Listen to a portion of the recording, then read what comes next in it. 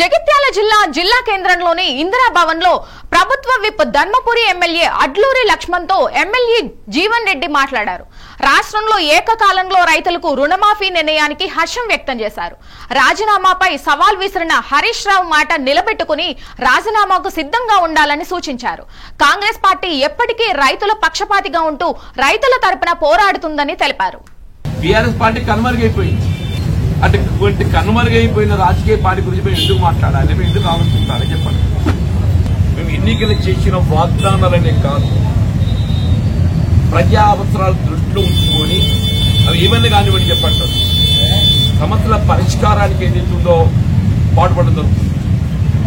మహిళలకు సంబంధించినటువంటి ఉచిత రవాణా సౌకర్యమే కానీ, ఆర్టీసీ బస్సులో 200 యూనిట్ల వరకు ఏదైతుందో గృహ అవసరాలకు ఉచిత విద్యుత్ సదుపాయమే కానీ, అంటే 10 లక్షల రూపాయల రాజీవ్ ఆరోగ్యశ్రీలో ఉచిత వైద్య సదుపాయమే కానీ, ఇల్లు లేని నిరుపేద వర్గాలకు గృహ నిర్మాణ కార్యక్రమం కానీ, కార్యక్రమాలన్నీ కూడా మేము ఆరంభించేసింది.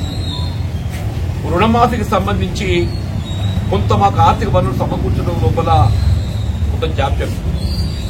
ఇలా గౌరవ ముఖ్యమంత్రి రేవంత్ రెడ్డి గారు ఏదైతుందో మేము ఎన్నికల సమయంలో పేర్కొన్నాం. బిఫోర్ 15th of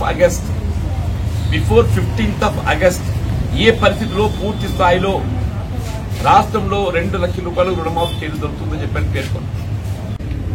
ఈరోజు గౌరవనీయులు రాష్ట్ర ముఖ్యమంత్రి గారు నిన్న జరిగిన కేబినెట్ మంత్రివర్గ సమావేశంలో కూడా యావత్ తెలంగాణ ప్రజానికానికి ఏదైతే రైతాంగానికి ఇచ్చిన మాట ఆగస్టు 15వ తారీఖు లోపల 2 లక్షల రూపాయలు ఏకకాలం రుణమాఫీ యొక్క నిర్ణయాన్ని తీసుకుంటారని పెద్దలు జిల్లా కాంగ్రెస్ పార్టీ, జగిత్యాల జిల్లా కాంగ్రెస్ పార్టీ, అదేవిధంగా పెద్దలు జీవన్ రెడ్డి గారి ఆధ్వర్యంలో కూడా వారికి ప్రత్యేకంగా శుభాకాంక్షలు, ముఖ్యమంత్రికి అభినందనలు తెలియజేస్తున్నాం.